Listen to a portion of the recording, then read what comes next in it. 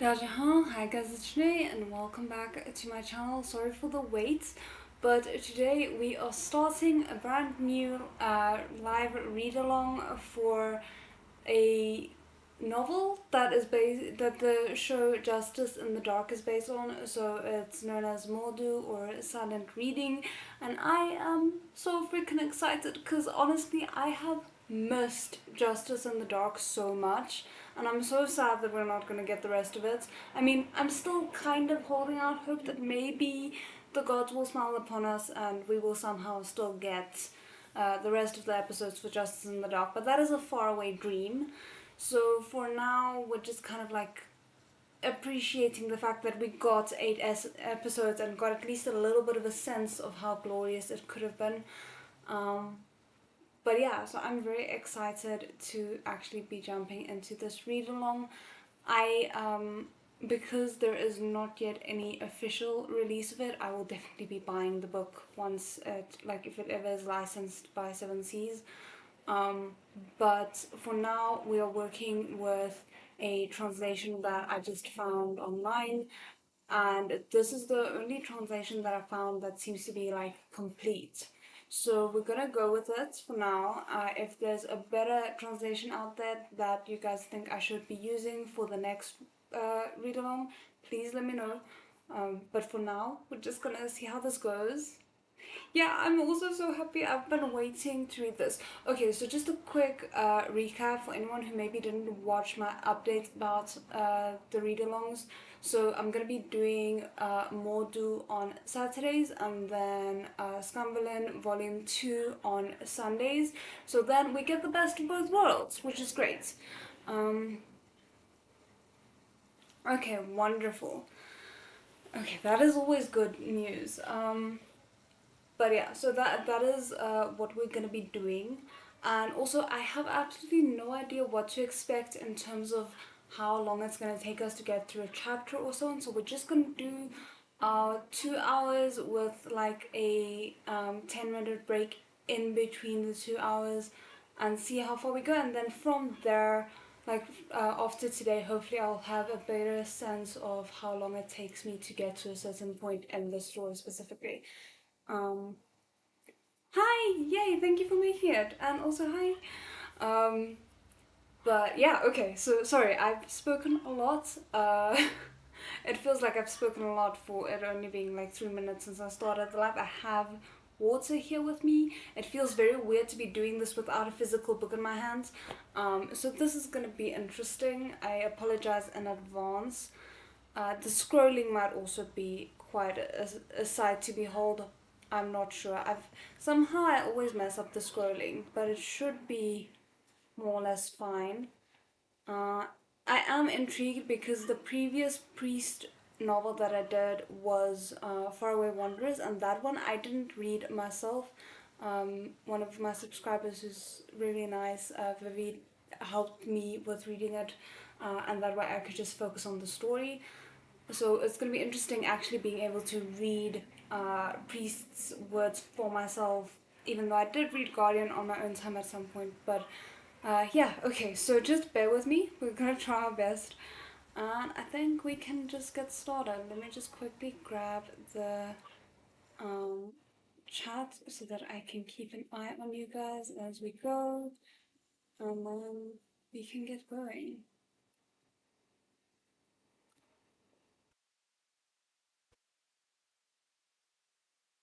I have a very talkative dog that is one of the neighbors that's doing his thing right now.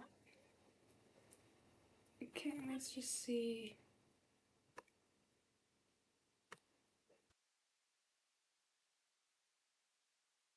Does this move?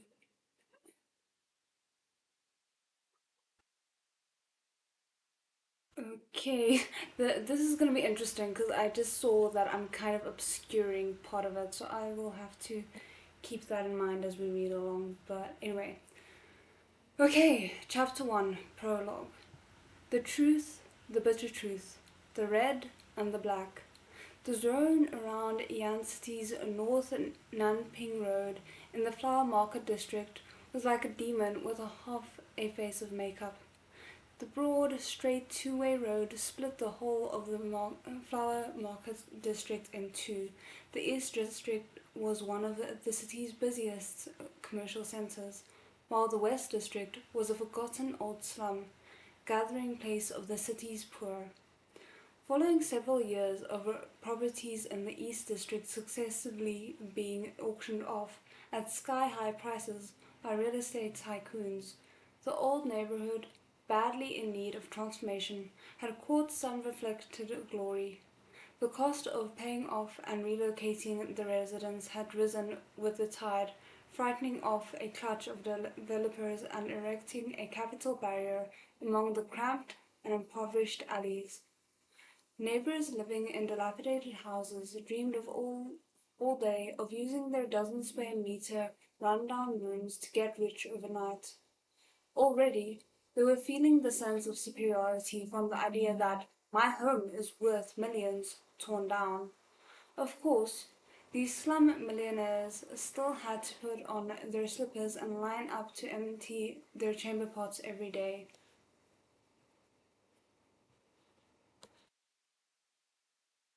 There was still a chill in the air on the early summer night. The summer heat that had accumulated during the day was quickly overwhelmed. The barbecue carts illegally occupying the streets packed up and left one after another. The inhabitants enjoyed the cool air went home early too. Occasionally an old street lamp flickered unsteadily, most likely because the nearby illegally crowded rentals were siphoning electricity off the power line. Meanwhile, one street away, in the commercial center, the nightlife was just getting started. As evening approached, in a street fronting coffee shop, in the East District, a barista who had finished dealing with a mass of customers finally seized a chance to take a deep breath. But before she could smooth her smile-stiffened features back into their original shape, the little bell hanging over the glass door rang yet again. Barista had to once again put on her regular smile. "Welcome. A decaf vanilla latte, please." The customer was a tall and slender young man with hair almost down to his shoulders. He was dressed in sedate and solemn business attire, wearing glasses with metal frames. The thin frames sat on the high, straight bridge of his nose. He looked down to get out his wallet, his hair swinging forward over his chin and covering nearly half of his face. In the light, his nose bridge and lips seemed to have daubed, I'm not sure how to pronounce that, with a layer of pale glaze. He looked cold and unapproachable. Guys, I'm so excited with the introduction of him. Okay, this is cool. We are fine. I'm sorry. Okay, let's see. I have no idea where to put the chat because it's kind of a little bit in the way. Yeah, I have to admit it's gonna take me a second to get used to his like new name, original name, but we shall see how it goes. Okay. Everyone appreciates beauty. The barista couldn't help glancing at him a few times. She made conversation, trying to guess the customer's preferences. "Would you like sugar-free vanilla in that?" "No, extra syrup, please." The customer handed over some change and looked up. The barista's eyes met his. It must have been out of politeness that the customer was smiling at her. Behind the lenses, his eyes curved slightly, a warm and somewhat suggestive expression at once breaking through his earlier display of solemn propriety. The barista now found that while the customer was good-looking, it wasn't a regular and dignified sort of good-looking. There was a hint of peach blossom flirtation in his eyes. Her face inexplicably heated up, and she quickly avoided the customer's gaze, looking down to input his order. Luckily, the coffee shop's delivery guy came along then. The barista hurriedly gave herself something to do. She loudly called the delivery guy over behind the counter to verify the shipping manifest. The delivery guy was a young fellow, around 20, brimming all over with youth. He came into the coffee shop with the golden evening light. His skin was dark, his smile showing off a mouthful of small white teeth, and gave the barista a lively greeting.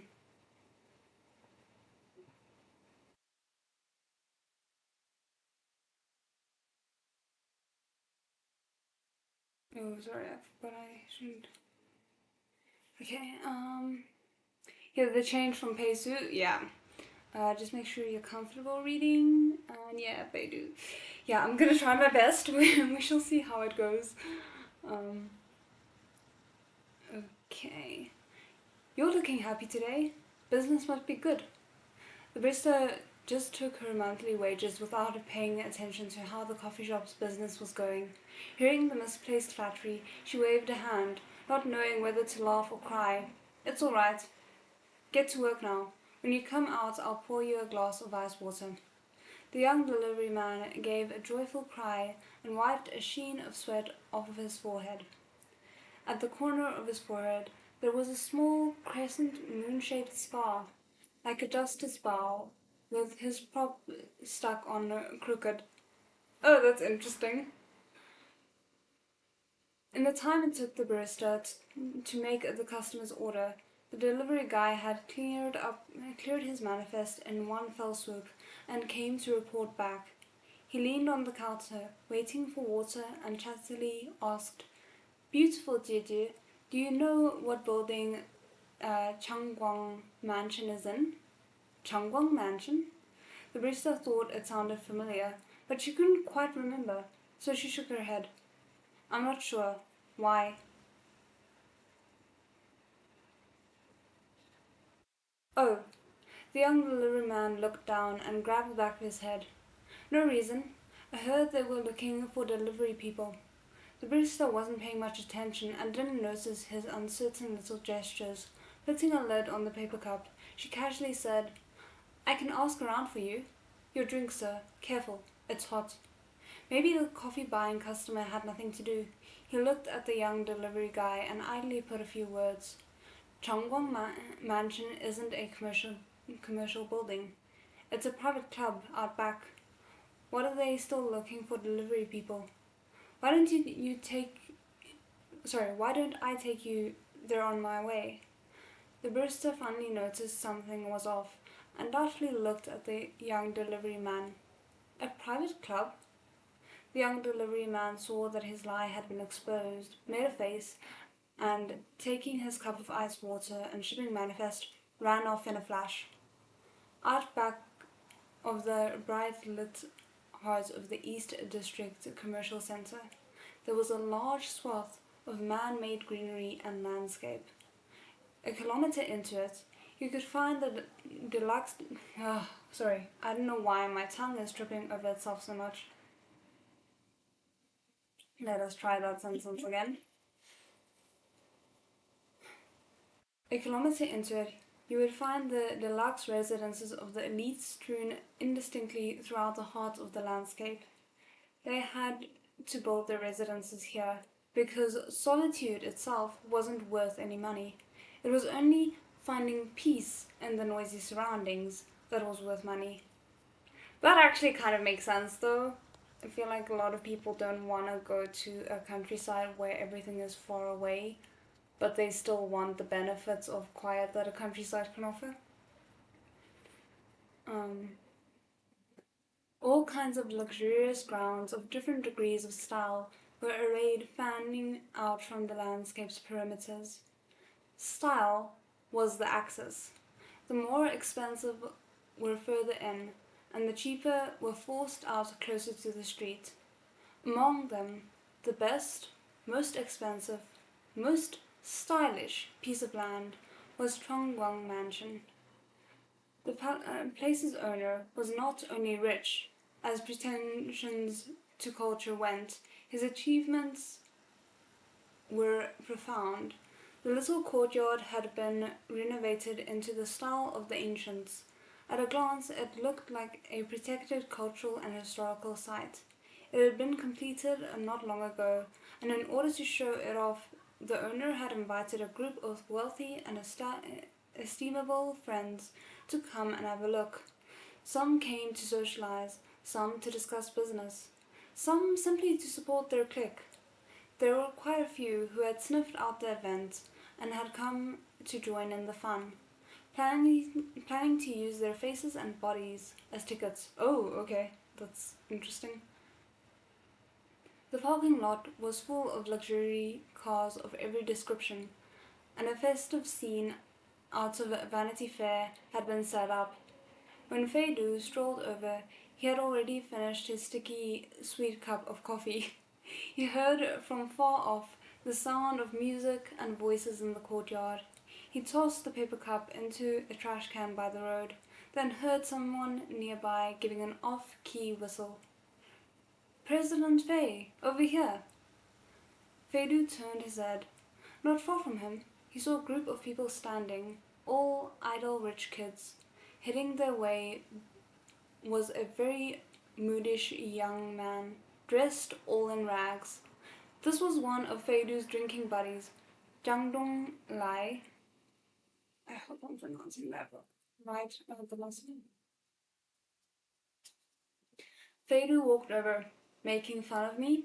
Who would dare to make fun of you? Zhang Dong Lai openly slung an arm around Feidu's shoulders. I saw your car already here. I've been waiting for you forever. What were you doing? And what on earth are you wearing? Were you just signing a what is that word? Bilateral trade agreement with the President of the United States? Feidu didn't even glance at him. Piss off. Dang Dong Lai accordingly closed his mouth for a minute, pushing his endurance to its fullest point. No way! This look of yours is too gauche? I'm not sure how to pronounce that. Oh goodness, I feel so silly. It's like bringing along someone's dad. How am I supposed to pick up chicks? Feidu's steps paused briefly. He reached out a finger, hooked his glasses off, and casually hung them from Zhang Dong Lai's collar. Then he stripped off his suit jacket, rolled up the sleeves of his shirt, and started undoing buttons. Oh my goodness, he's just like, watch me transform. This is a lot. Okay. I just wanna quickly change to this. Okay, there we go. He unbuttoned 4 in a row, revealing a large portion of an indistinct tattoo on his chest, then messing up his hair. Oh, he has a tattoo, that's interesting. He picked up Zhang Dong Lai's paw, slipped off 3 large rings as crude as thimbles, and put them on his own hand. Will this do, son? Why am I already loving this? Oh my goodness. Zhang Dong Lai considered himself a worldly person, but he was still dazzled by this stunning transformation. Oh goodness. Feidu was the head of the group of rich kids, because the rest had their fathers looming over them and were still crown princes. Young Master Fei, meanwhile, had lost his mother at a young age, and as soon as he had reached the age of majority, his father had gotten into a car crash and been left brain dead. How convenient. Now he had ascended the throne ahead of schedule, putting him a grade above the others. He had money and no one to mind him, so he had naturally become a fighter jet among the crowd of the sons of the wealthy. Fortunately, he didn't have the hobby of playing the part of the commercial genius. Ordinarily, he went about things according to the rules, not going out of his way to make any wild investments. He simply stuck to the word dissipation and wasted his fortune, though it was a fortune that couldn't be wasted away in a short time. Ah, the nerves. The nerves I hear whenever someone's like, they wasted away their fortune, even though it can't be wasted away quickly, it can still be wasted away. Yeah, I have to say, like, I miss the Even in the show, they did a really good job of his sass, and I'm excited to get back into it. Um, Although recently he seemed to have eaten something funny. For a while he hadn't been going out to fool around. It seemed he meant to wash his hands in a golden basin. Feidu stuck his hands in his pockets and went a few steps ahead. Actually, I'm only here as a spectator today. I'll be leaving at midnight. Master Fei, said Zhang Donglai. That's weak. I'm assuming, I mean, we'll check the end notes, but I'm assuming washing his hands in a golden basin is basically like trying to turn over a new leaf. When a group of rich kids gets together, is leaving before the second half of the night any different from not having come at all? Oh my word, I could not. I'm at home by 9. Um, Feidu couldn't deny it. Zhang Donglai asked, why? I'm solemnly and earnestly pursuing a wife, Feidu said carelessly. It is suitable to play around while I'm pursuing. It doesn't show quality. Jiang Donglai looked at his shirt and long hair blowing in the night wind. Aside from dissipation, he really couldn't think that other quality Feidu might have. That's rude. He quickly went after him and said, you're crazy. Ignoring the whole lush forest to go after an old, poor... Oh, you don't want to do that. Feidu suddenly turned his head and looked coldly at Zhang Donglai. There was something peculiarly contradictory about his manner. Smiling, he was full of flirtation, but as soon as his face turned serious, this keen, solemn feeling would seamlessly take over. His gaze was almost menacing. Zhang Donglai's voice came to a halt. He stared blankly and didn't finish his sentence. He raised a hand and slapped his own face. Ha! I was wrong. Another day, I'll apologize to my sister-in-law face to face. You don't even know that the sister-in-law is in fact a sister-in-law. It could be a brother-in-law. But anyway. The term sister-in-law somehow seemed to soothe Feidu. The corners of his mouth, which had been pulled tight, softened, and he waved his hand, as though magnanimously ripping out the page of what had just happened. Zhang Donglai rolled his eyes to the heavens. He felt that His Majesty had been bewildered by a beautiful concubine, and the future of the nation was in jeopardy. Feidu suited action to word. As soon as it hit midnight, like Cinderella hearing the clock strike, he promptly left the scene. He passed through the whole crowd of ghosts and demons, avoiding a moron raising a glass of champagne to toast him, and went into the woods to find Zhang Donglai. It does sound like a fairy tale, my goodness. Zhang Donglai was just discussing harmonious concerns of his life with a beautiful young woman. Their discussion was full of swing, as if there was no one else around. The moron drunkenly said, you have it all now that your dad is dead. Master Fei, you really are the winner in life. Thank you. My dad isn't dead yet. Feidu nodded urbanely and looked over at Zhang Donglai. Busy? Zhang Donglai was a rotten and shameless oaf. He whistled at Feidu. Master Fei, together? No. Feidu's steps didn't stop. If you see... Oh my word, okay.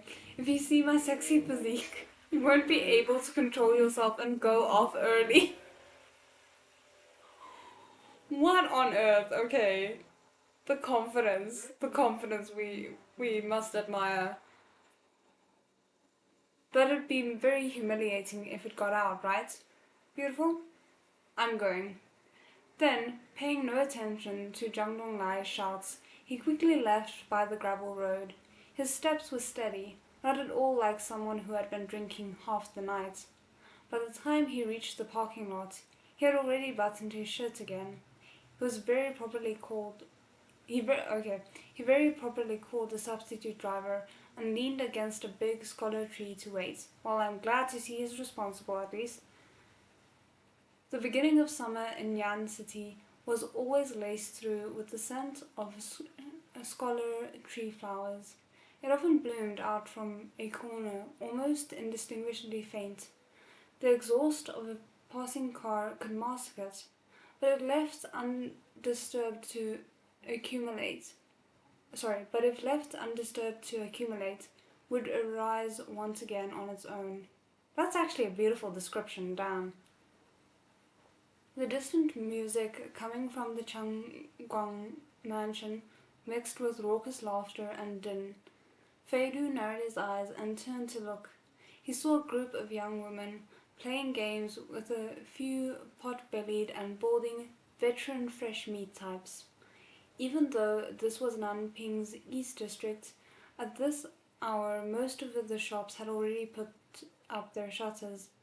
The true gentlemen and the hypocrites had largely withdrawn before the midnight after exchanging business cards to expand their social connections. Those that remained all had a tacit understanding that they were about to take part in the lakes of wine and forests of meat portion of the evening. Oh, goodness.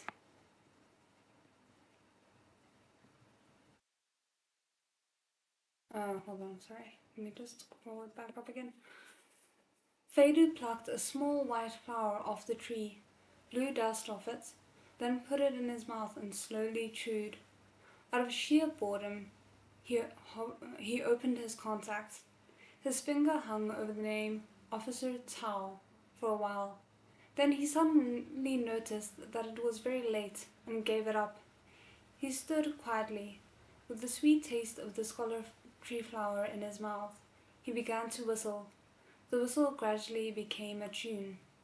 10 minutes later, the driver arrived and gingerly drove young Master Fei's clawed and fanged little sports car out onto Nanping Road. That's an interesting description.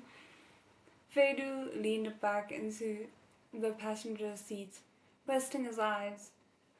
An application on his phone played an audiobook. A man's limpid voice read in an even tempo, "I have secret enemies," answered Julian. Oh my goodness, I really hope my voice is not a limpid tone, but that is such a fun description as well. Like, it's so very specific, and I think they did a good job with casting the voice actor for the reading of that in the drama. The substitute driver was a college student working part-time. He detested the world and its ways. He thought that if Feidu wasn't a debauched... Oh my word, why am I struggling so much with reading today? How do you say that word? Debauched? Rich kid? I've always read that word and never said it out loud. Then he was a D-lister who'd had plastic surgery. Okay, no, I did not miss something. Suddenly, hearing these words, he couldn't help looking over at Feidu in some astonishment. Just then, a car appeared ahead and its distant lights turned on, nearly blinding the driver. He suddenly cursed crazy and automatically turned the steering wheel away, watching the car blazing its searchlights brushing past him as swiftly as the wind and as quick as lightning. The driver's eyes were still a little dazzled. He couldn't see what kind of car it was, so he couldn't pick a suitable criticism between "you think you're great because you're rich" and "if you don't have the money to afford a better car, you shouldn't drive." Oh goodness, are those the only options? He felt rather disappointed. Then he heard the thump of something dropping and turned to look. It turned out that the phone loosely clutched in his employer's hand had slipped and fallen. The recording was going on. But in the road less beautiful, because there are thorns in the hedges which border it. Travellers go on their way, and leave the wicked thorns to wait in vain where they are. Feidu was asleep, dead to the world, so he had been using the recording as a cure for insomnia. Ah, that's an interesting thought. It is beautiful. This translation is really quite good. Yeah, I have to say it reads very easily. I hope for the person who did the translations' sake, they maybe asked to buy his translations, because I know they do that. I think they did that for Modal Zushi. They bought the translations of one of the people who'd already fan translated it.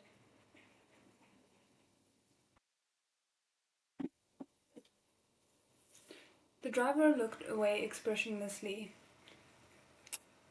So he was just a good for nothing, golden on the outside, but useless on the inside.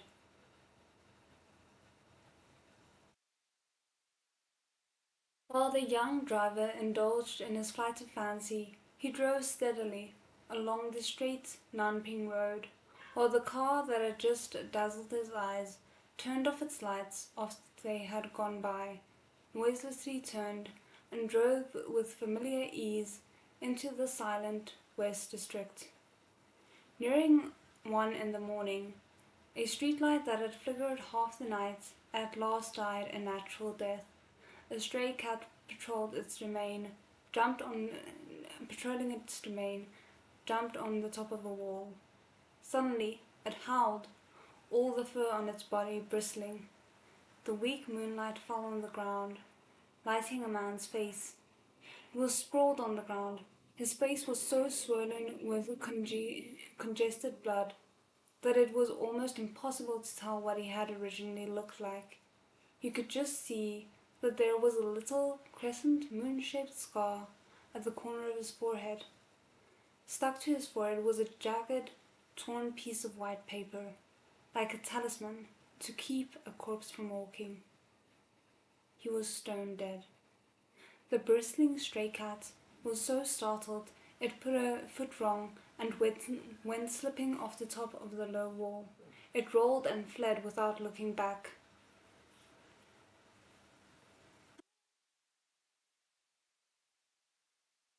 Okay, wow. Okay, so we are on chapter 2, and we've only been reading for a little less than 40 minutes.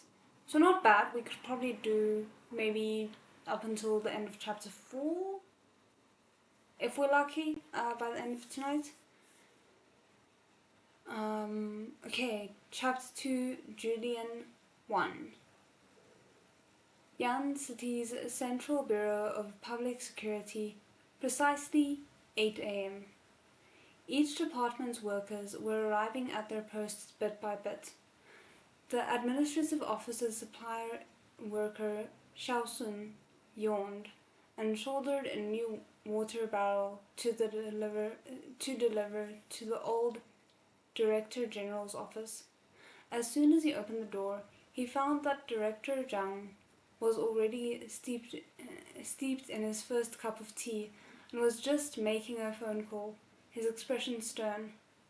The old Director General had passed his 5th decade. He was very lean, a fury-tempered old antique.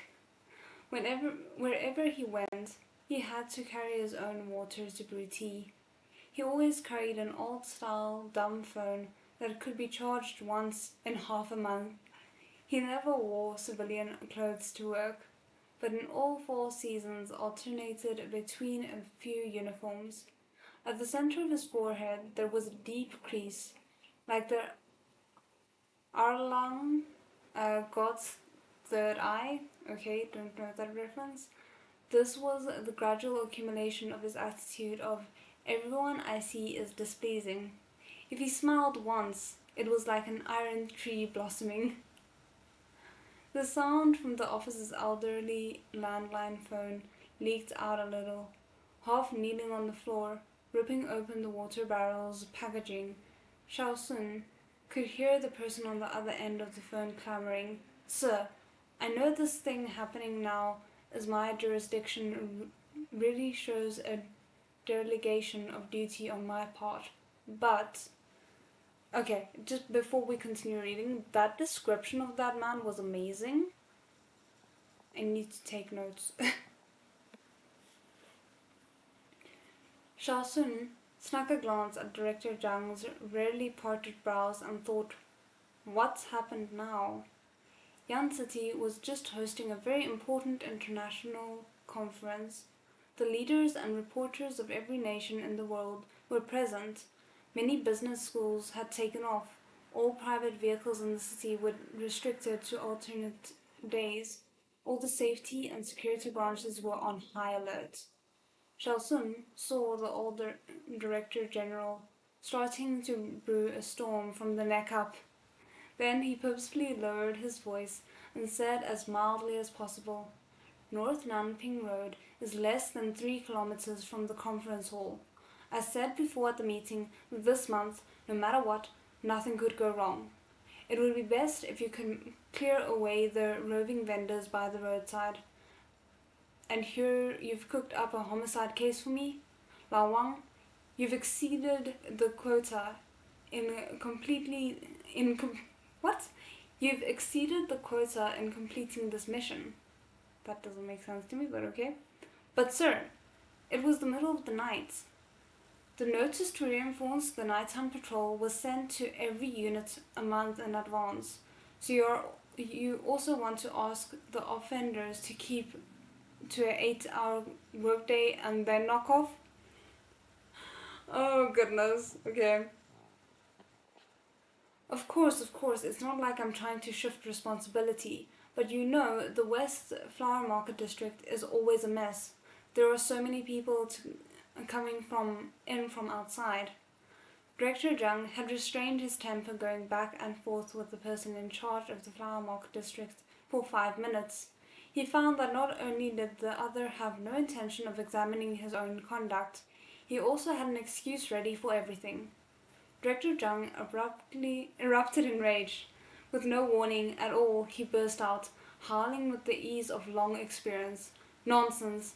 Isn't the West District your jurisdiction? Isn't it your territory? You're telling me now that it's a mess? What the hell have you been doing?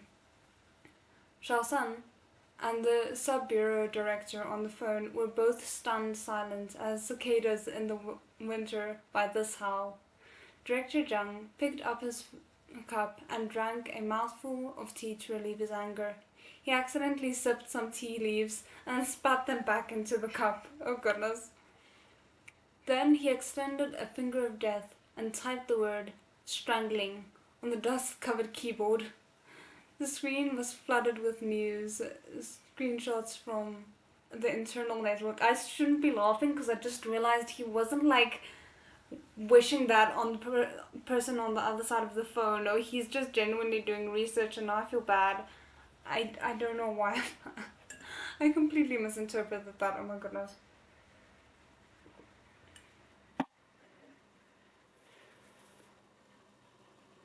In the small hours of the morning, a male corpse that appeared to have died by violence had been discovered in a small alley in the West Flower Market District. Right away, it had been taken as a novelty and posted online, though there were far more sensational things than this online, so at first it hadn't made a splash. But the head of the Flower Market District Sub-Bureau had been afraid of anything going wrong at such a sensitive time, and had so done something idiotic. Wanting to quietly suppress the matter, he had first deleted the posts. Then, trying to cover up after the fact, had made matters worse by saying that the body of a vagrant had been discovered, the cause of death unknown. Oh, that is just fantastic.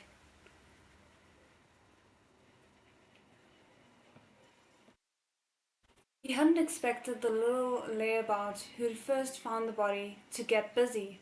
Having taken clear photographs of the crime scene, they uh, used methods circulated to play in the crowd to broadcast them, reacting in direct proportion to the sub-bureau's tight-lipped measures.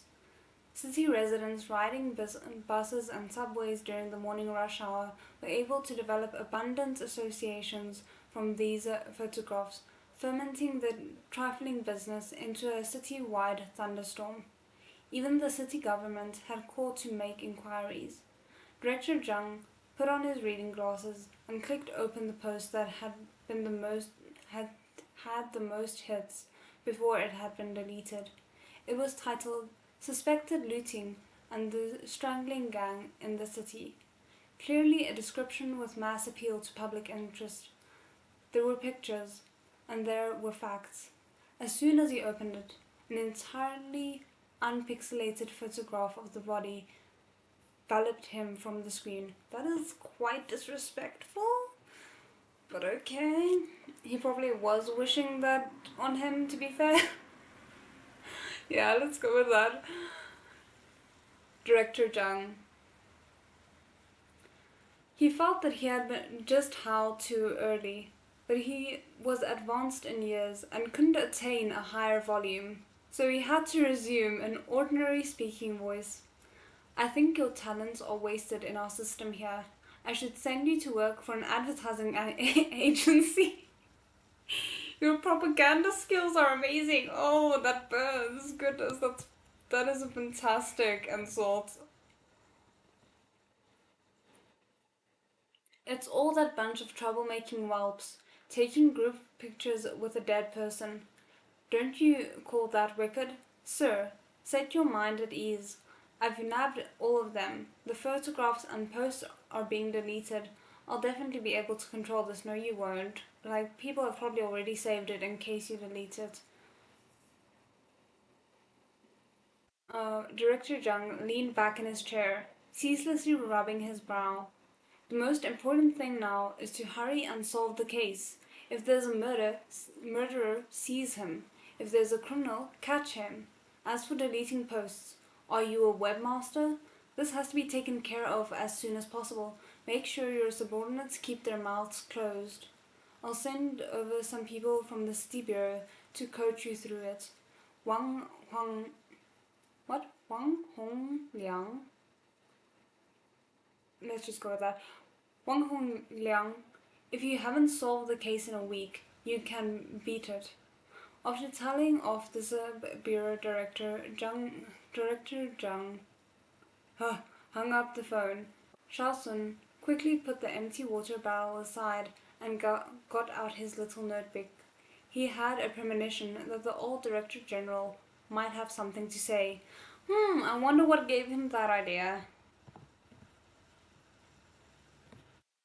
Sure enough, Director Zhang gestured at him. Go call the main criminal investigation team's people in. Shaosun looked up. Director Zhang? Should I call all of them? Director Zhang muttered to himself for a moment. His glance fell on the LCD screen in front of him. The face of the body in the photograph was swollen, the features warped, but you could still see that the face belonged to a young man.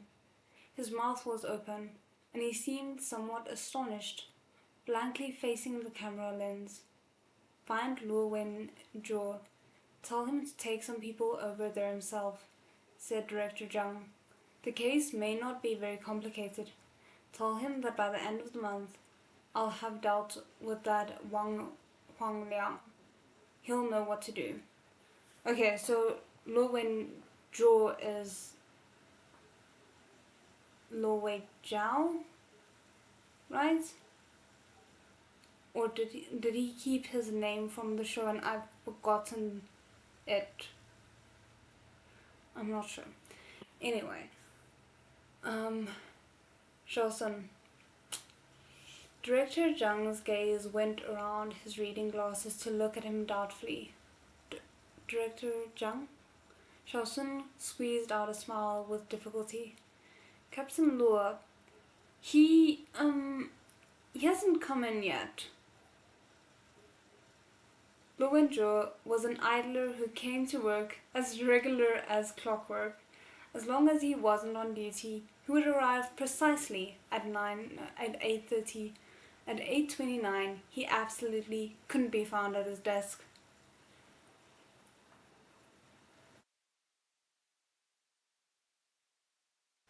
Today was a day his car was under the restriction. Luo Wenzhou didn't want to crowd onto a bus, so he had simply gone to his basement and dug up his big old-fashioned bike, fit to be put in a museum, fixed it up himself, and wobbled out into the road. Oh my goodness, okay. Yep, yes, he is. No, they changed it, but okay.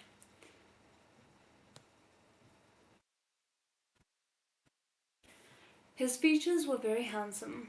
Handsome almost to the point of giving the impression of extreme youth. But from his bearing and manners it could be seen that he was a mature man. He was wearing headphones, and his shirt sleeves. Sorry, I kind of whistled into the mic by accident there. Shirt sleeves were rolled up. His well fitted casual shirt intermittently revealed the outline of his muscles. Oh my goodness, okay. His legs were long enough to reach the ground. That's an interesting description. I'm assuming you mean to reach the ground when he's on his bike. Um, Even riding the tall, old-fashioned bike. Okay, cool. A bag of gin being hung from the bike's left handlebar, and from the right handlebar 6 or 7 cups of soy milk.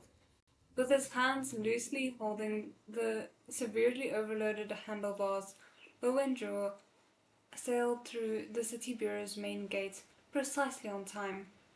Just through the gate, Lowenjo saw the guard blocking the way of a girl delivering flowers.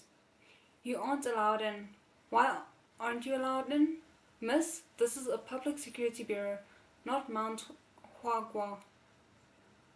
"All right. All deliveries go to the mailroom to be put through a security check and to be logged." "How can you put fresh flowers in the mailroom? They'll wilt, won't they?" The flower delivery girl turned, looked at Lo Wei Jua, and pointed. "You won't let me in, so why is the delivery guy allowed in?" "The guard." The ... I cannot. I don't know how to read that. Just ... I suppose.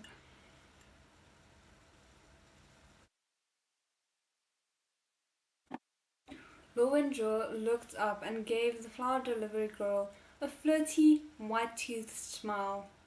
"Because the delivery guy is incredibly handsome and surpassingly elegant."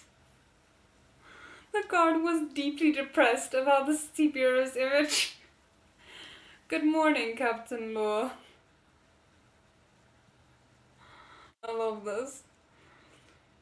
"Morning. Have you eaten? If you haven't, help yourself." Pushing his bike with one foot on the ground, Lo Wenjo said, "Who are the flowers for, beautiful? I'll take them in for you." The young lady delivering the flowers felt very flustered and scrambled to look at the card. "Oh, for the main criminal investigation team. For a gentleman called Tauran. At precisely..." Oh my goodness, this is gonna be Fedor sending Tauran flowers. I'm not ready. I need to see this. Because I don't think Lu Weijia is gonna give it to him. At precisely 8:30, Lu Wenjo punctually came into the office and threw the flowers onto Taran's desk. "You little..." He had gotten this far when the frustrated and exasperated Director Zhang sent someone to catch him. Lu Wenjo had to hold back the rest of his speech. He leaned a hand heavily on Taran's desk. "Just wait till I get back." The whole main criminal investigation team was startled, simultaneously going dumb as wooden chickens and staring at the banquet of fresh banquet. Bouquet! Where did banquet come from? Bouquet of fresh flowers, sorry about that. In front of Officer Tao, as if there was a time bomb buried at their stems. Policewoman Lang Chao got a magnificent magnifying glass and a pair of single-use gloves out of a drawer, then cautiously reached out towards the desk next to hers. She investigated the bouquet of flowers, then picked up a perfumed craft paper card. With everyone's attention on her, her face solemn, this daring young woman opened the card. She saw written in tiny regular script, "The wind is strong. My hands and feet are frozen through, yet my heart is warm. But I don't know why. There is always a softness in my heart. I want to be beside you, just on the point of sadness." Oh goodness. "It's signed Faye," said Lang Chao. "Faye who?" Taoran snatched it back. "Don't fool around. Give that to me." "After all that fuss, it's just from your girlfriend?" Here I was thinking Chief Law was publicly confessing his feelings for you. Well, he isn't, but someone else is. This whole team is so dramatic. Theatre kids, 100%. Um, the group of colleagues surrounding them all relaxed, each calling out, "I was so scared," one after another. Then, at the speed of light, this crowd of ruffians returned to combat readiness and divided up the breakfast Lo Wenjo had brought, at the same time dedicatedly carrying the banner of denouncing Taran's heresy. Oh goodness. "Deputy Tao, when did you resign? Did you write up a report? Did the association agree?" "Tao Tao, you really are unfeeling and ungrateful." "Deputy Captain Tao, I only have 37.6 left of this month's wages. No money to buy dog food, but you'll have to do as you see fit." Go on," said Taran, putting away the card. Then he found an inconspicuous place to stash the flowers. "What girlfriend? Don't make a big deal over nothing." Hearing that with such a great public proof of his crime as this revealing bouquet, this person still wanted to go away unpunished, everyone immediately flared into an uproar, planning to encircle and intercept Deputy Captain Tao. Just then, Lo and Joe, having rushed off, came in through the door once more and struck the door frame. "There has been a homicide in the flower market district. A couple of you come with me to have a look, quickly." Okay, so we are on chapter 3. So I think I'm gonna pause it here for a second and just quickly take my 10-minute break, so then we will reconvene 7 minutes past the hour, if that's okay with everyone. Let me quickly. I don't have a more tool related be back soon screen, but for now we're just gonna go with this Cumberland one. But yeah, I'll see you guys in 10 minutes.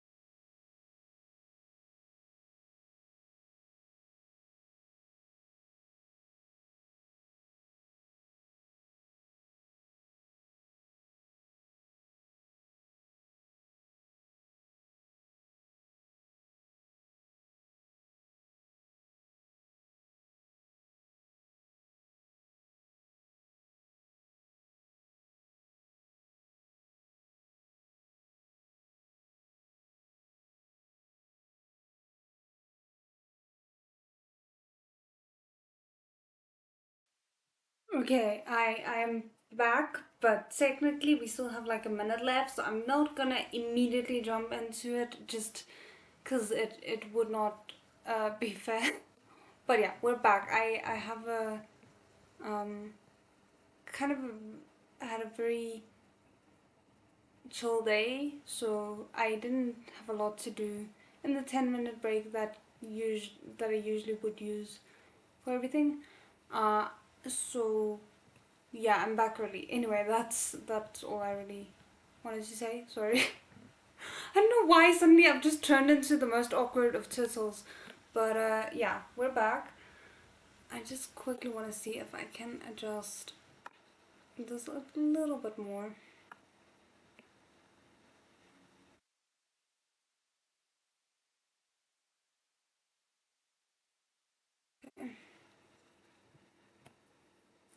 Okay, anyway, so we are on chapter 3. I think that we should be able to do um, till the end of chapter 4 if all goes well. That'd be good. Like, I'll be pretty happy if we get through 4 chapters in the first read along. And it's good to rest your eyes. Yeah, with the screen, I kind of think maybe next time I'll try and do with dark mode with the dark mode on. I think that might be better for my eyes, but we will see. I didn't want to risk it now because everything was already a little bit of a mess trying to set up the new reading format for this live. So anyway, okay, let us continue. Chapter 3, Julian 2. Nanping Road was a morning rush hour disaster area. The congestion lasted from 6:30 to 10. Oh, I know places like that. All over the road, high-level white-collar workers heading towards the East District's commercial center met and clashed with disorderly droves of motor scooters. If a slow-moving public bus had happened along and inserted itself into the fray, it might have manufactured the death trap of the century. Oh goodness, okay. The roads in the West District were laid out especially intricately, some wide, some narrow, all jigsawed together. It was common practice among the local inhabitants to put up a mess of private construction. Man-made dead ends were everywhere.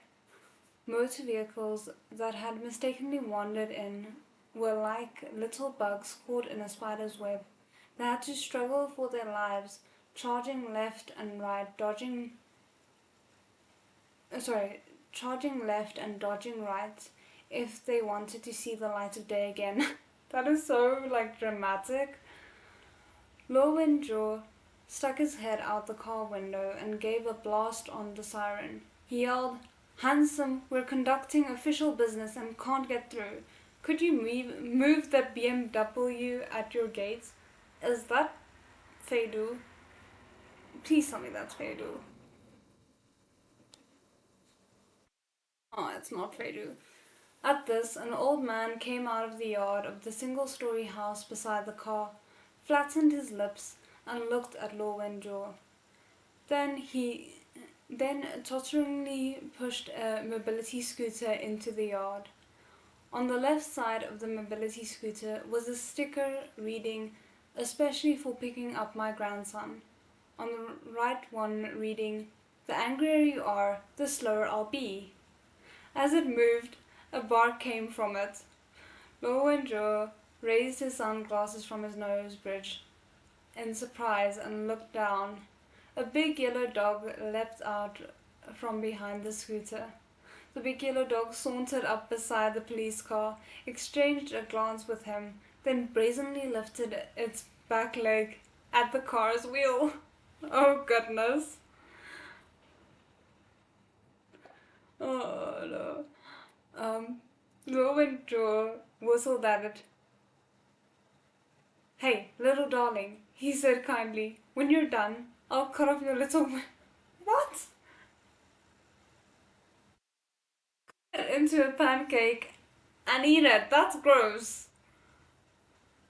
Hi! Oh no. This method of eating was truly novel. The big yellow dog had never heard of such a thing. It was struck with awe on the spot by Officer Law's veteran hooligan attitude, let out a howl, and decamped with its tail between its legs. Well, to go, so don't worry about it. Um, when Drew just like that, yeah, no, I think both of them are just kind of flirts in a weird way. Lang Chao blocked her face with her tablet. Chief Law, have you noticed that there's an unmarried young lady in the back seat? They've sent over what they currently have from the sub bureau. We are at the start of chapter 3. Thank you, James. Uh,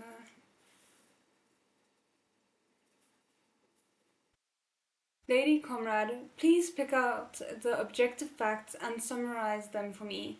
Lowenjaw slowly pushed the car out of the way, out of the clear out narrow alley. What? Okay, let me reread that sentence, not re-sentence on sentence. Goodness. Um,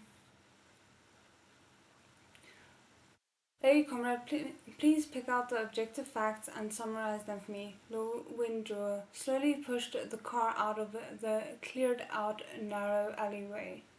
Ignore the subjective and groundless parts. That bastard Wang Huangliang is a bootlicker. The flower market district sub-bureau is rotten from the top down. It's all questionable goods. Okay, the victim's name is He Zhongyi, male, 18 years old, a worker from out of town. He was employed as a delivery man for a coffee shop chain. There are indentations on the body's neck. Cause of death is asphyxiation. He was strangled. The preliminary conjecture is that the murder weapon was something like a piece of cloth. Time of death was between 8 p.m. and midnight last night. We have to wait for the medical examiner to get further before we can get concrete determination about the circumstances. Alright, the body was discovered not far from the illegal shared rental the victim lived in, so his identity was confirmed quickly. Oh, that's interesting. Lowendraw was a very accomplished driver. Boring his way through the peril-ridden alley with hardly a millimeter's clearance, he still had attention to spare to interrupt and ask, "Where did the rumor concerning the looting and strangling gang come from?" The victim was picked clean.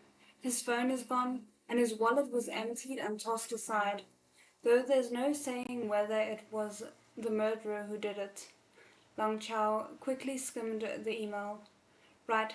The person who reported the case said there was a piece of paper covering the body's face with a strip of glue on it. It was stuck to the victim's hair. The character money was written on it. Taran turned off the GPS. Turn right ahead and we'll be there. E. Danger's translation, yep. That's the one that has, or seems to have, all of the chapters done, so that's the one that I decided to go with. And so far, it's actually really good.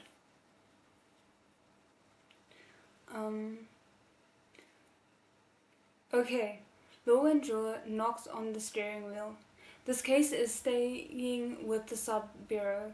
It won't be transferred to the city bureau. Do you know what we've come here to do?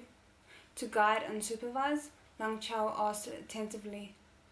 Do you know what kind of people guided and supervised in the past? Said Lowendraw. Suddenly, seeing the light, Lang Chao said, "Court eunuchs." Taoran turned around in the passenger seat and stared at her. "Is that all the young ladies of your village are capable of?" Lowendraw grimaced as though his teeth hurt. "Go on. I'm being serious here. Director Zhang is going to retire in a few years. Most of the deputy directors are about to step with him. The remainder either have an inadequate service record or are all like Director Tang, keeping their heads buried in technical details and not paying attention to anyone. So when the time comes, it's likely people will be pushed up from all the sub bureaus. Oh, goodness, yeah, I can see how that might be a problem. Lowenjo avoided a heap of garbage by the road.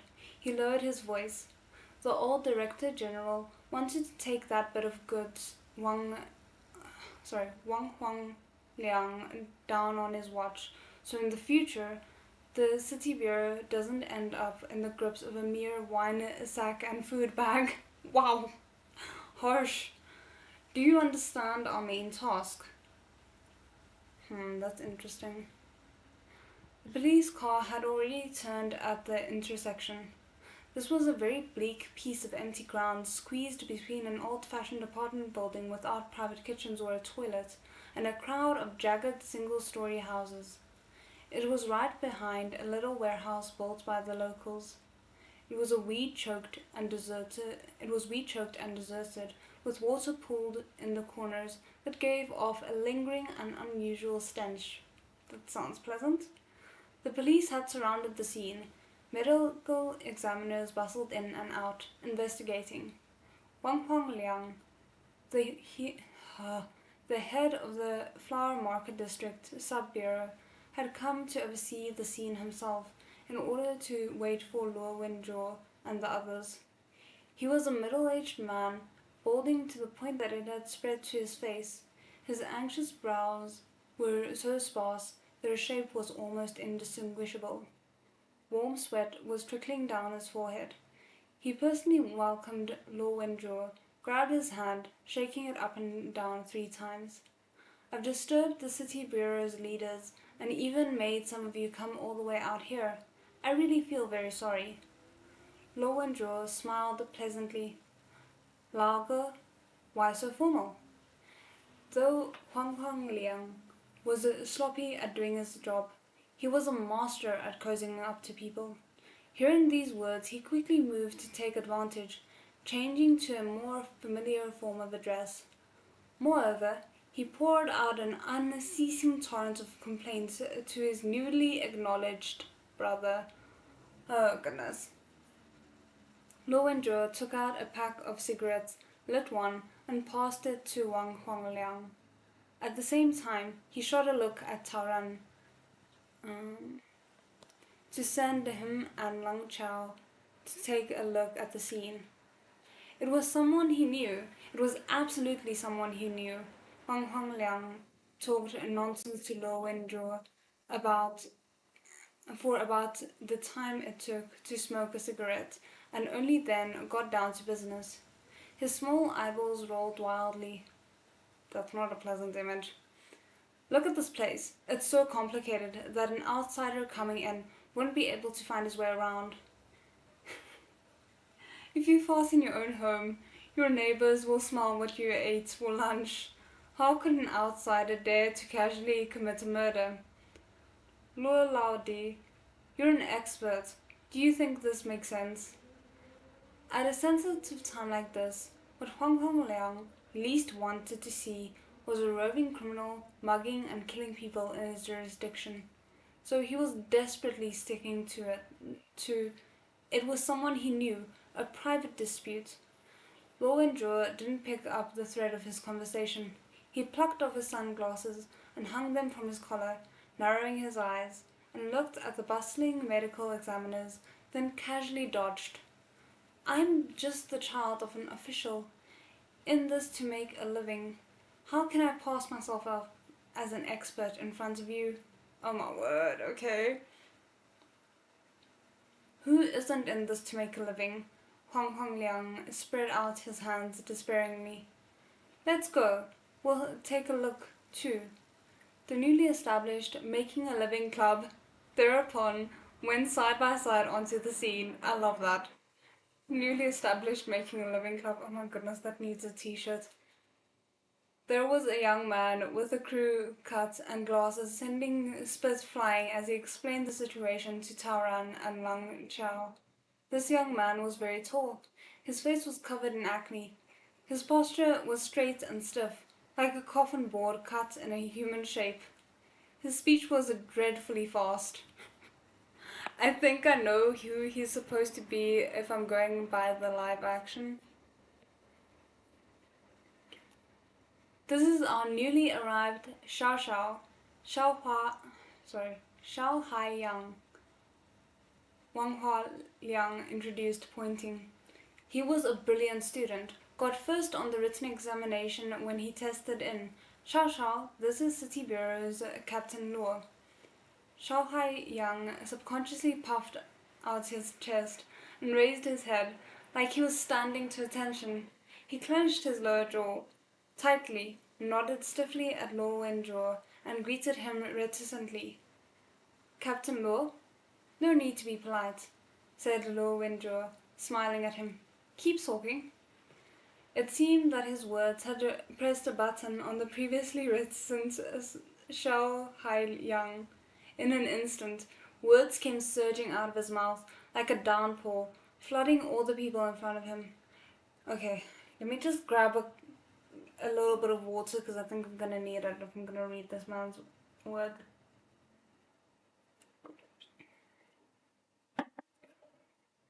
There were no defensive wounds on the victim's body, but there was an injury on the back of his head made with a blunt instrument. Our preliminary judgment is that he was knocked out from behind, then asphyxiated with a piece of cloth. After death, his belongings was taken and a piece of paper was put on his head. Because the victim was unconscious, he was then strangled. There was no signs of struggle left at the scene. The cord used to strangle the victim, the blunt object that caused the injury in his head, and so on, have not been found. At present, there is no definitive evidence to show that this was the initial scene of the crime. Report complete. Oh, okay. At first, it was going fine, but when the last sentence came out of his mouth, Huang Liang's face turned green at the sound. If there's no evidence, then what are you talking nonsense for? If this isn't the scene of the crime, then where is it? Has the body been dumped? Why would someone want to dump a body here? What good would that be?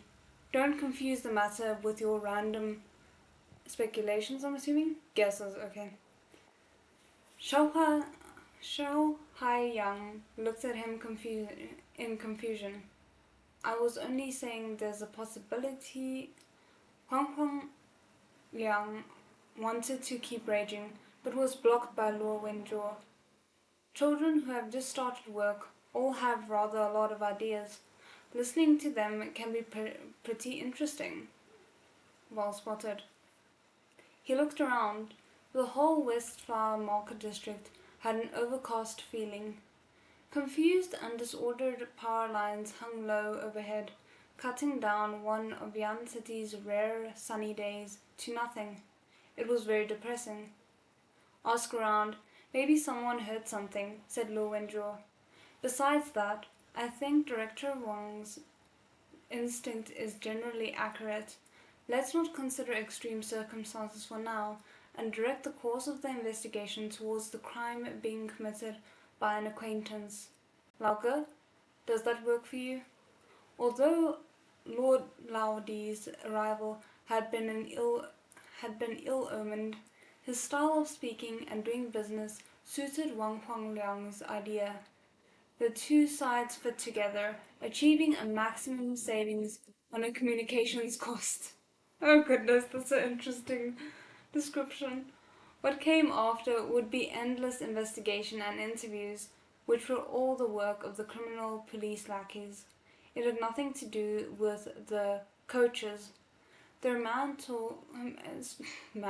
their main task was to return to the sub-bureau office to sit and drink tea while they observed the progress of the work, waiting to grab Huang Liang's pigtails. Oh goodness, okay. But Taoran quietly said to Luo Wenjua, Chief, you go ahead. I want to stay and go around with them. Taoran's name was gentle and refined. His features were delicate.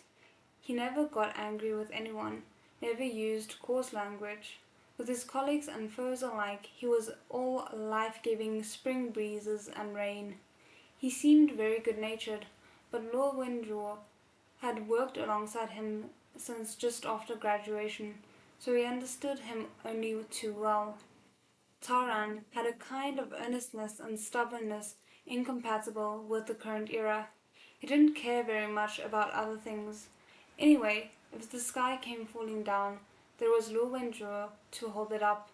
But while investigating a case, if there was anything suspicious, he would chase it down to the very end, whether it was his responsibility or not. The victim was knocked out from behind, said Lurwendrua. If it was a mugger, it wouldn't have been worth it to strangle him. A private dispute is very likely. Hong Kong Liang's basic judgment isn't wrong. What's the problem? The body had already been put into a body bag and removed by the medical examiners. Taran softly said, "It's the shoes. No one cleans up here. If you aren't careful, you'll step in mud. But I just opened the body bag to have a look. The child's shoes are clean." Lorwendor raised his eyebrows slightly.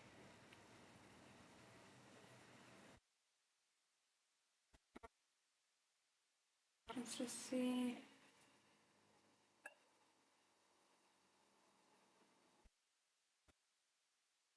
Of course, it's possible that because the victim lived nearby, he was familiar with the area, said Taran. But I think the sub-bureau's little glasses was right. We can't eliminate the possibility that this isn't the initial crime scene. Besides, that piece of paper stuck to the victim's head is strange. Winjaw, what if this thing isn't so simple? I'm worried Director Wong will be in a hurry to cover it up and won't be willing to investigate properly. That's fair. Is there any need to worry? Lo Wenjo sighed. He obviously wants to cover it up. As long as he had a likely suspect, Wang Hongliang could quickly use his official seal to put out a statement saying that this case had arisen from a private dispute, not some strangling killer, like the alarmists on the internet were saying. If there were no other antics, after a few days people would get bored and forget about it. Once events had gone by, they could then say, "The Flower Market District's director made an outstanding contribution towards the success of the city's such and such distinguished gathering." Oh goodness. As for the case, he'd find some errand-running little criminal policeman to slowly investigate. If they found something, they'd catch the criminal. If they didn't, they'd cover it up. After enough covering up, if it all came to nothing, they could leave the matter unresolved. Oh no, I do not like that at all.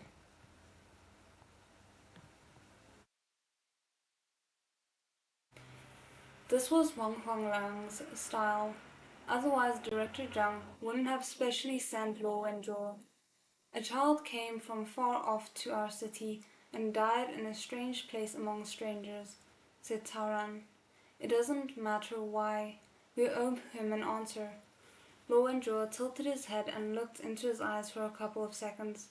Taran quickly added another sentence. So I feel uneasy and want to follow along. I promise no unexpected issues will arise.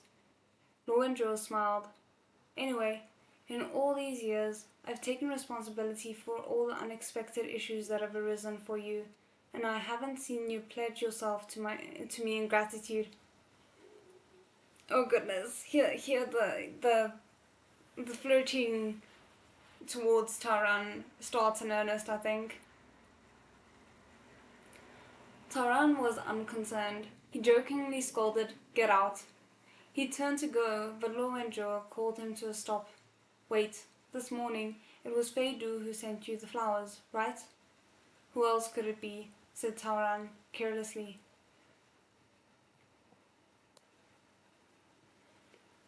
Lo Wenjo stuck his hands into his pockets and looked at his toes, seeming to be searching for the topic. "If I said to you, 'Stay away from that brat,' would you think I was meddling?" "No, you don't really think he means it." Taran smiled. He's always like this. He's just having fun. Never mind that I'm not gay. Even if I was bent as a hoop. Okay? Lowendraw lightly interrupted him. Even if you were gay, should it be the little whelp dancing attendance on you? Taran stared, but before he could pick out the feeling behind these words, Lowendraw went on. I'm not talking about his drinking and partying, and I'm not saying he's a weirdo. It's not on that level. Feidu has just always given me a bad feeling. You know what I mean? I know, Taran nodded. He was thin and delicate and looked easy to bully. Because of this, he always wore his uniform to work. The morning sun coming over the low walls and the mosque gently covering surrounded him with light. I've been watching him for the last 7 years. Feidu is a good kid. You don't have to guard against him. But just now, he's overcompensating. He's gone a little overboard. Lowendraw didn't answer. Taran, the best boy truly. I stand him so much. Yes, I have to say, the little bit that I've seen of him in the 8 episodes, I really enjoyed as well. I really liked him.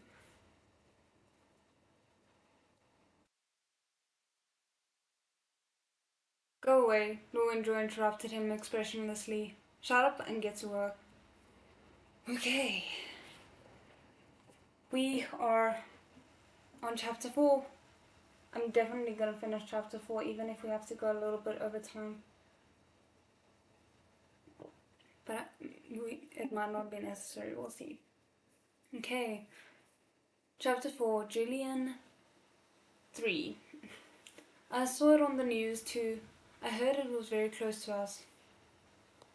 You missed? What did I miss? Okay, hold on. Oh, okay, I see where I missed. Let me do that again. Okay, you don't have to guard against him, though just now he's overcompensating, he's gone a little overboard. Lowendraw didn't answer. Taran changed the subject. Also, who was it back then who wanted to give him something and felt too uncomfortable to put his name to it and went to such great pains to get a handheld game console from abroad and made me go away? Lowendraw interrupted him expressionlessly. Shut up and get to work. Thank you guys for pointing that out because that was a juicy bit to miss. The audio's gone? Oops, that's very weird. Okay, hold on. Let me see what's going on. Um, it's showing it should be fine.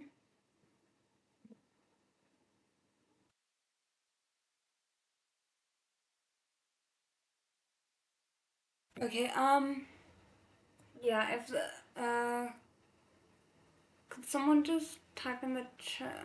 Wait, I can do it, it's fine. Let me just...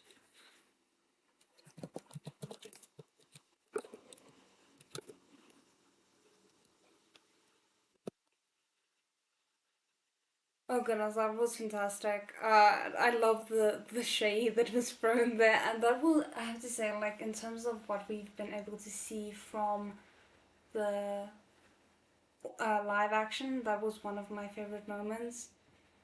I mean, there were so many, but that was definitely one of them. Okay.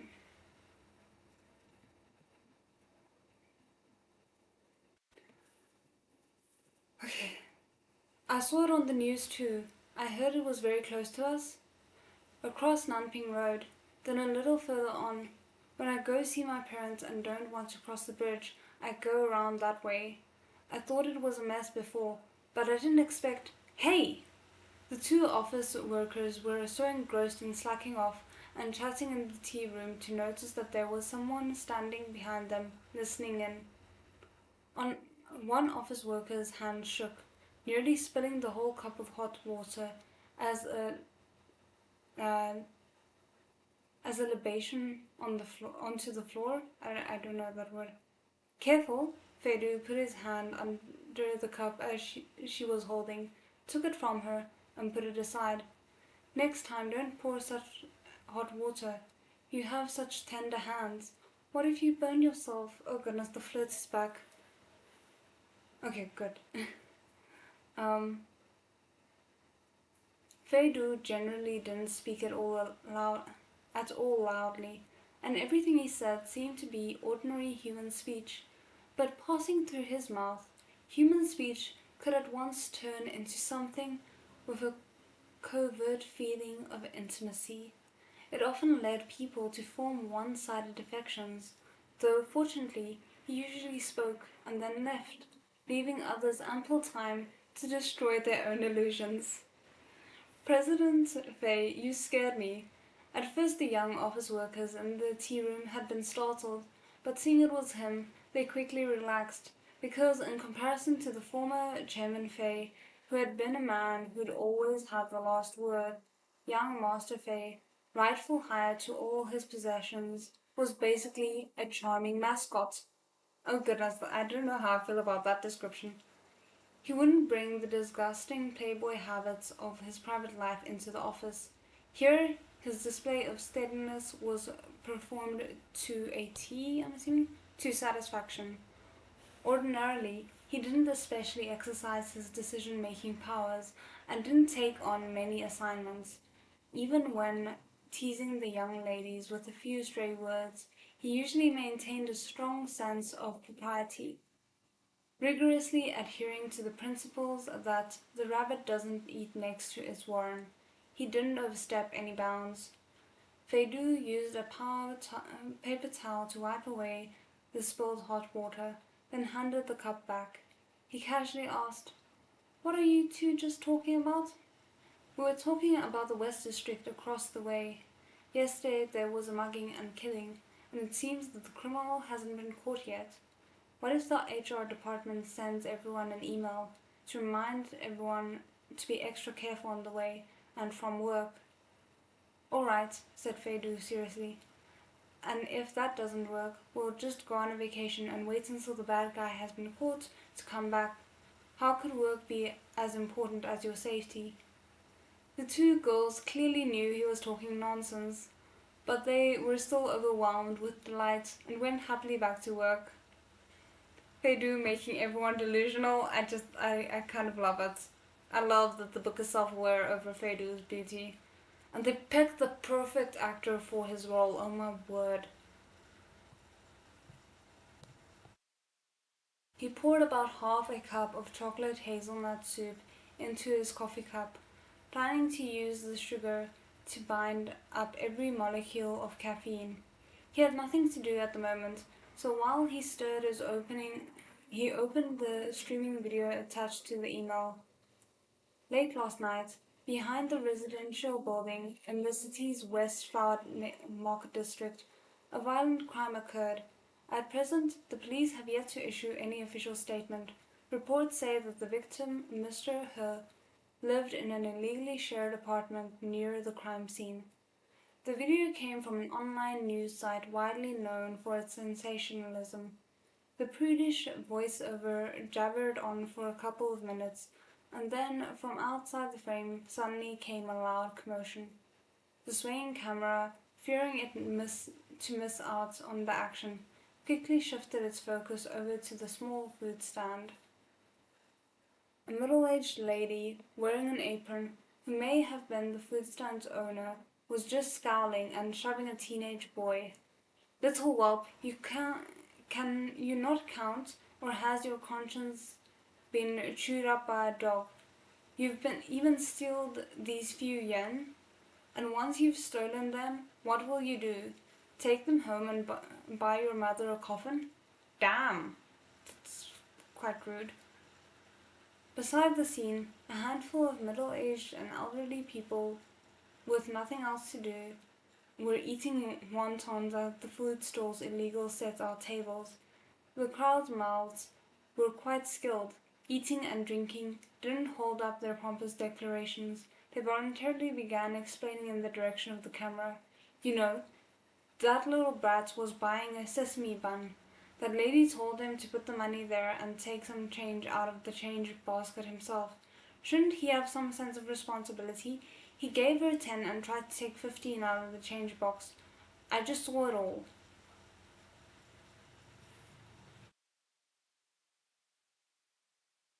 Eat 5 yen's worth and take 5 yen into the bargain. That's great. Not far from founding a family fortune. He should have.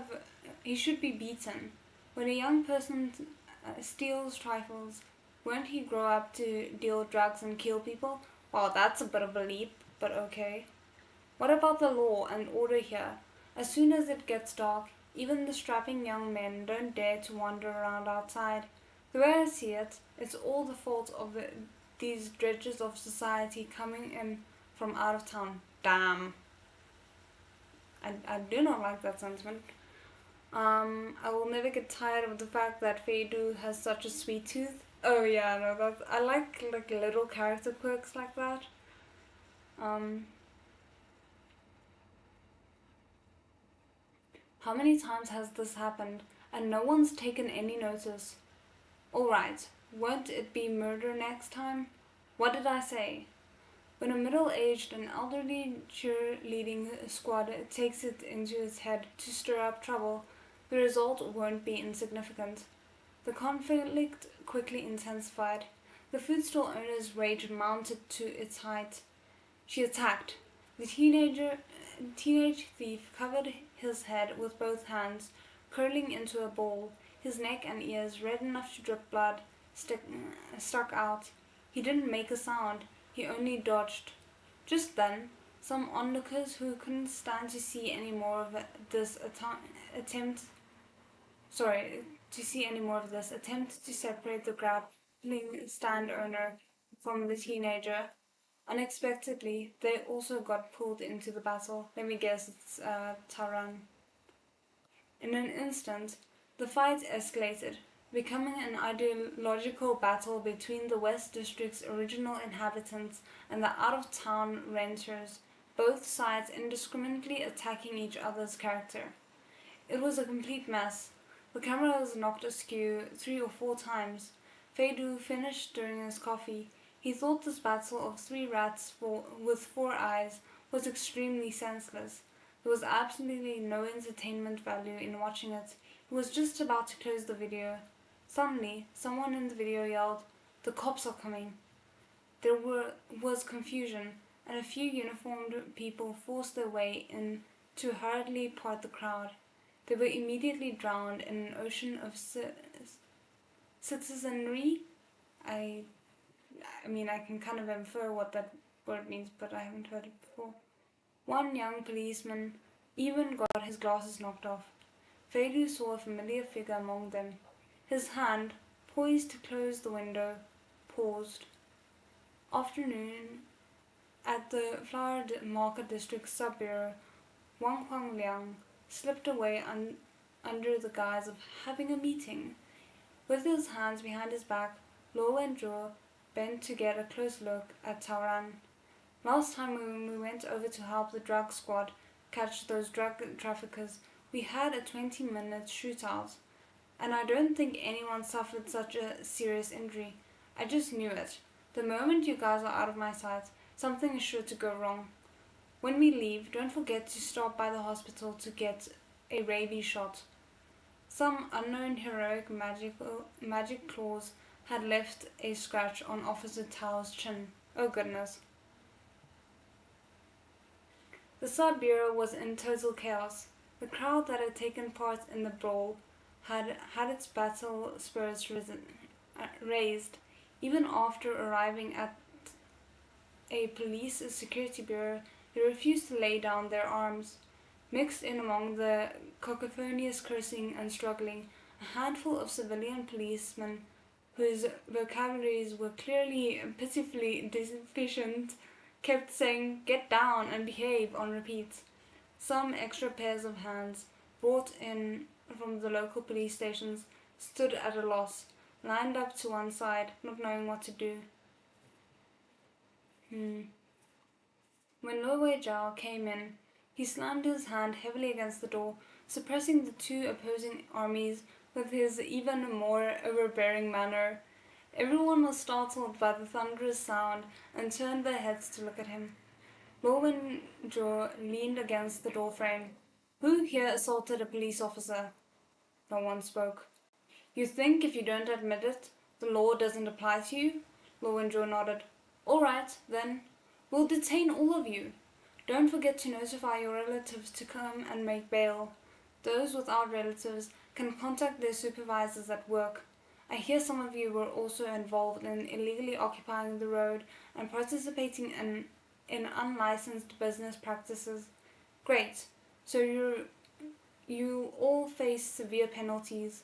I'll have my colleagues at the police station around here be especially attentive to those of you who have a criminal record. Oh goodness. Before the words were fully out of his mouth, a middle-aged man around 50 years old bluntly blurted out, Who are you saying has a criminal record? What do you mean we assaulted a police officer?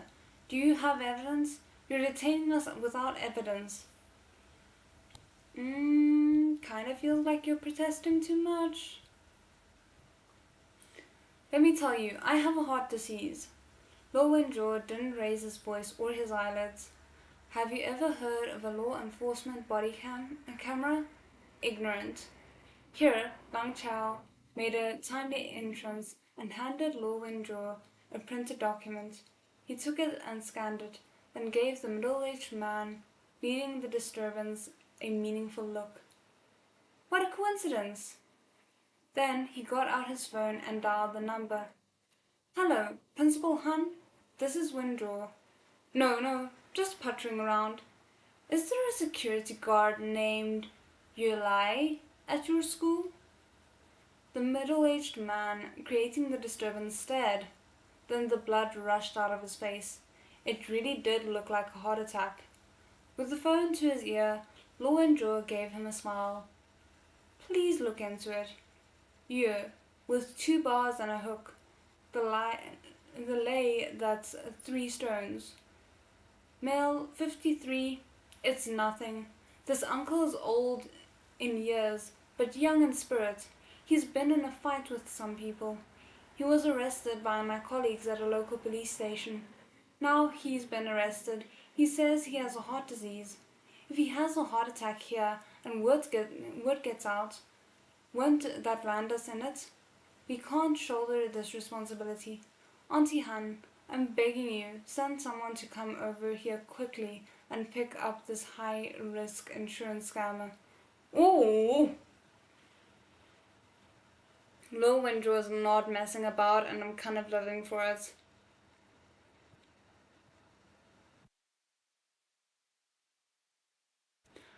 I did it to protect the safety of the neighborhood and my neighbors. While Lowenjaw was still on the phone, the middle-aged man named Yulei was clearly panicking. It was a legitimate self-defense. Lowenjaw was amused. You know what legitimate self-defense is? Yulei pointed at the few young men who stuck out like sore thumbs among the crowd. It was self-defense. One of those people is the murderer who killed someone last night. I heard it. Lowenjaw. No one had expected a farce of a law and order to inexplicably evolve into a series of separate interrogations. All the criminal policemen out interviewing and investigating hurried back to quickly collect the witnesses' testimonies. According to that old hoodlum named Yulei, last night after he had turned off the lights and gone to bed, while he was half asleep, he heard a fight. It was 2 men, speaking with out-of-town accents. The dialect was too heavy for him to understand what they were saying, or what they were fighting about, but he sensed that they were people who knew each other. Lang Chao pushed back her long hair. We've confirmed it. This Yulei lived very close to the spot where the victim was found. The direct distance is less than 50 meters. He lives in an apartment. With the back window open, he should have been able to hear. What time? Said Lowenjaw. He's not sure, but he says he goes to bed around 9 and doesn't usually have trouble with insomnia. If he was half asleep, it shouldn't be after 9:30. That conforms with the estimated time of death. Besides that, there are some other people who live nearby who also say they faintly heard something, but there are often drunks getting into fights at night, so the neighbors are used to it. They didn't think anything of it, and they weren't about to go butting in to investigate.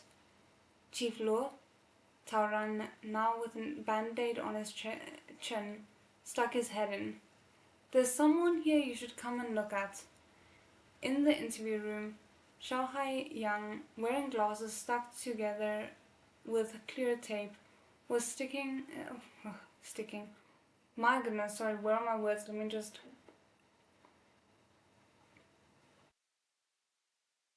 Was sitting across from a skinny teenage boy. This child is named Ma Xiaowei, said Taran. He claims to be over 18, but I think he's still a minor. The brawl today started because he stole 5 yuan.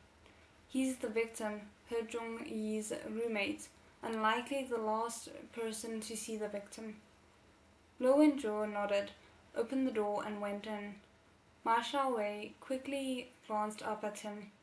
Perhaps Captain Law's aura was too fierce. The boy's face looked a little panic-stricken. It's all right, said Xiao Haiyang. Keep talking. Ma Xiaowei wrung his hands and spoke in a voice as thin as a mosquito's hum. Her Zhongyi came from H province, the same one of our roommates. Although they aren't from the same town, H province is supposed to be pretty big. I think Zhongyi's hometown is more out of the way. He only came last year. He's pretty nice, outgoing, and he's a good roommate. Cleans up regularly. He never had any trouble with anyone. Xiao Haiyang asked, Do you know if he has any other friends or relatives here? Ma Xiaowei's chin sank. Then he thought of something and quickly shook his head. I don't know. I've never seen anyone. Lo and Zhou cut in. Where were you between 8 and 10 last night? Ma Xiaowei's throat moved. Again he didn't dare to look at Lo and Zhou. He quietly said, At home. What were you doing at home? Nothing, just watching TV. Alone? Asked Lo and Zhou. Ma Xiaowei only then seemed to notice that he was getting at. His expression changed. It's all right, darling. Lo and Zhou pulled up a chair and sat down in front of Ma Xiaowei and smiled kindly. We're from the Serious Crimes Division. We're only responsible for major criminal cases. You won't be punished for attempting to steal 5 yuan. Don't be nervous. Oh my goodness, this man. The way he's just calling everyone darling, I would not be surprised if that later backfires and he calls, like, Feidu darling endearingly, and Feidu doesn't pick up on the fact that he's, like, meaning it intentionally. Okay, sorry. Ma Xiaowei almost couldn't sit still. Lo and Zhou's tone changed at once. Although, I think that if you steal repeatedly without mending your ways, you can still be penalized even without stealing a significant amount. This isn't your first time, right? Ma Xiaowei stiffened at once, his sickly pale face going blank. Lo and Zhou lightly kicked on the table. You were at home alone watching TV? Where were the people who live with you? He Zhongyi came home after work late last night, changed his clothes and left. Zhao Ge, the one who's from the same province as Zhongyi, he's gone back home for a few days to attend a family funeral. There are a few others who went out to find people to play mahjong with, so I was on my own, but I didn't say it was you. said Lowendraw, interrupting his rambling defense. There were some residents who heard an argument happening near the street of the scene of the crime around that time. Given how close your house is to the scene, you would have heard. Did you hear anything then? Okay. Marshal Way bit his lip hard. If you heard something, say you heard something. If you didn't, say you didn't. Does the question need this much thought? Maybe I heard a little. The TV was on pretty. Around when did you hear it? 9:15. Marshal Wei blurted out. As soon as the words were out of his mouth, Shao Hai Yang, taking notes with his head down, and Tao Ran, listening in from the door, both looked at him. Lowendraw narrowed his eyes. Didn't you say you maybe heard a little? Then how come you remembered the time so precisely? Masha Wei said nothing. Shama, tell the truth, Taran said gently. How do you know it was 9:15? Did you actually hear something? Or were you near the scene of the crime at the time? What do you know? Not giving Masha Wei time to react, Lowendraw immediately added, If you don't explain yourself clearly today, you could be under heavy suspicion of having committed the crime. I believe it wasn't you, said Tauran, playing the good cop to his bad cop. If you didn't do it, then there's no need to be scared. If you know something, then say it. This is a homicide case. I think you understand the severity. Masha Wei instinctively turned an appealing gaze to him. Lowendraw struck the table. Who are you looking at? I'm telling you to account for yourself. It wasn't me. I heard. Masha Wei was about to cry. At 9:15, I heard people arguing downstairs. The voices sounded familiar, so I wanted to go down and look. What did you see? Nothing. Masha Wei's eyes opened wide. I didn't see anybody, not even a shadow, as if what I'd heard had just been an illusion. And the streetlight was broken. Lowendraw snorted. Kid, is this a ghost story you're telling us? The rims of Masha Wei's eyes were red as he looked fearfully at Lowendraw. The blood vessels clawed bit by bit over his eyeballs. They questioned him repeatedly until it was nearly evening and time to get off work, and Masha Wei was near collapse, but the boy didn't cough up anything else of use. He just told the same inferior late-night ghost story over and over again. I don't think it was him, said Chow, said Lang Chow, coming out of the sub-bureau. This kid's psychological quality is unsound. He'll say anything once he's scared. If there really was something, he wouldn't have held out long with all of us questioning him. Although, the bit about the haunting is pretty strange. Lowendraw made an uncertain sound. What is it? Said Taran. It's not for sure, said Lowendraw. It could be that he's only telling a part of the truth. I think he's still holding something else back. Let's talk about it tomorrow. Where are you two heading? Back to City Bureau first, or... His speech was interrupted by a whistle. Please tell me it's Fado. Please, please, we need them together. And also, I wonder... Okay, we're almost done. Ah, my voice.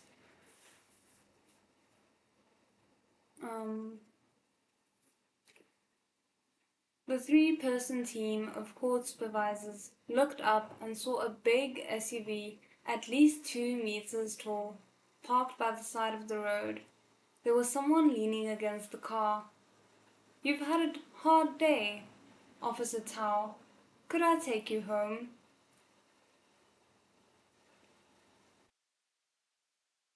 I'm living for it, but the fact that this is where we're gonna end tonight's stream is killing me. Oh my god. Okay, so that is the end of it. That's the end of chapter 4. I can't believe that's where we're ending it. Oh, sorry guys. I mean, I have to, unfortunately, but that is where we're ending it. That was a fantastic first bit though. Like, I'm living for the story. I really enjoyed the live action, and the novel is not disappointing. Oh goodness. Like, this is just so fun, and I forgot how funny Priest is. So yeah, I'm really enjoying it. I hope you guys are too. Um, that's existing for the next live stream. Yep. I'm sorry, guys. I really do have to stop it here because it's already 10 p.m. And I do still need to do some work. Um, but yeah, let me know if you guys like this time, because I generally don't like to do live streams this late. Generally, it's more between like 1 p.m. GMT to 3 p.m. GMT, and then the 2 hours after that. Um, but yeah, this was because I had some time today. I thought I'd do a later stream to see if it maybe fit better with people's schedules. So yeah, let me know. You can leave it in the comments. Um, but yeah, okay. Let's see. I'm glad to be reading this with you. I love that you're reading this. Can't wait for next time.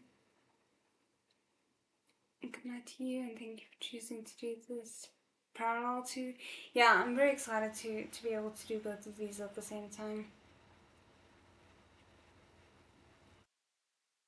I'm really excited because I've been wanting to read this for a while now, even before I knew that the adaptation was happening. So anyway, adaptation. Sorry. Um,